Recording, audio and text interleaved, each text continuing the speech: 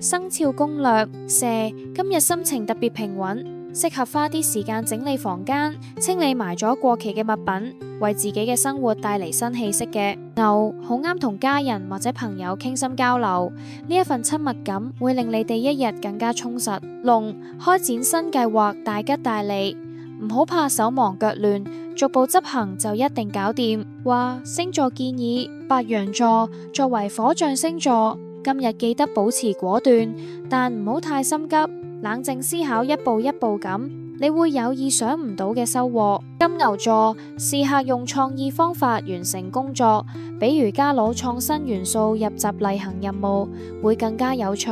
哇，冷知識小劇場，話說今日係喺日沖兔，唔建議東邊行動哦。喺傳統講嘅日有力度，啱晒俾大家開展嘅挑戰性項目，不過小心處事要穩陣啲。哇，互動問題，你屬冇生肖啊？講下你今日點樣過得充實啦？最有創意嘅留言八卦尾會幫你出一句超貼心嘅金句。